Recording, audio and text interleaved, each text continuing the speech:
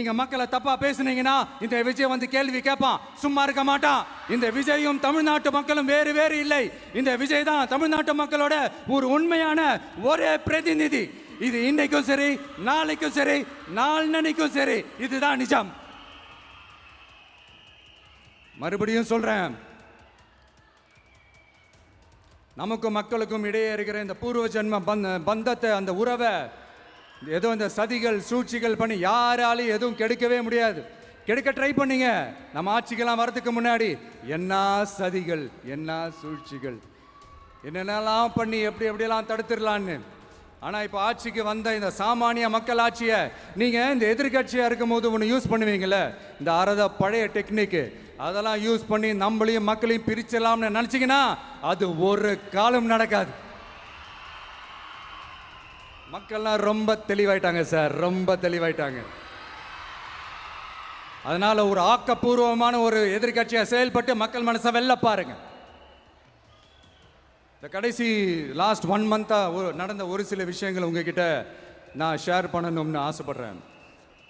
இந்த 200 யூனிட் மின்சாரம், கட்டணமில்லா மின்சாரம் அறிவிச்சோம்.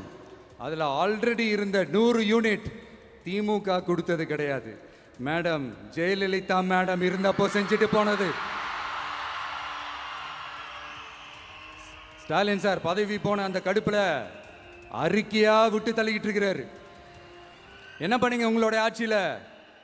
மக்கள் பணத்தை, டாஸ்மாக்ல இருந்து அடிச்ச அந்த பணத்தை, ஊழல் செஞ்ச அந்த ஃபைலை க்ளோஸ் பண்றதுக்கு அலையா அலைஞ்சிங்க.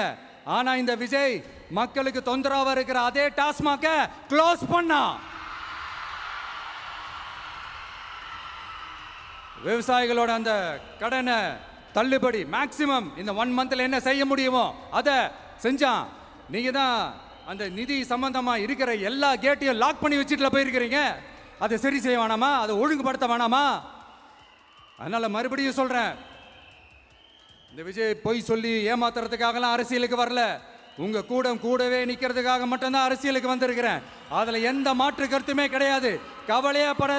கவலையப்படாதீங்க விவசாய பெருமக்களே.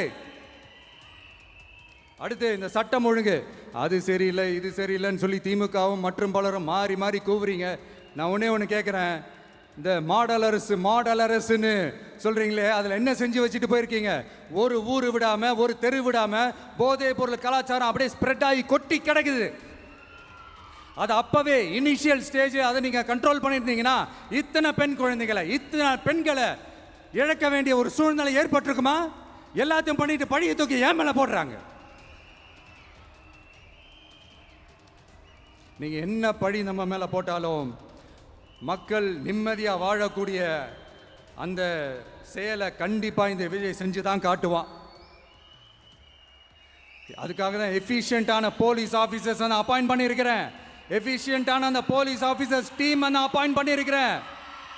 பெண்கள் பாதுகாப்பான அந்த சிங்க பெண் காவல் படை நெக்ஸ்ட் வீக் அதை இனாகரேட் பண்ண போறோம்.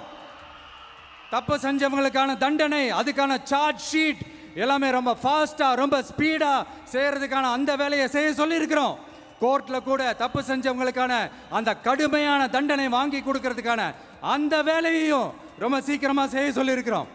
அதனால நீங்க என்ன பழி நம்ம மேல போட்டாலும் உண்மையா உறுதியா மக்களுக்கு தேவையான எல்லா விஷயங்களையும் இந்த விஜய் செஞ்சு தான் காட்டுவான்.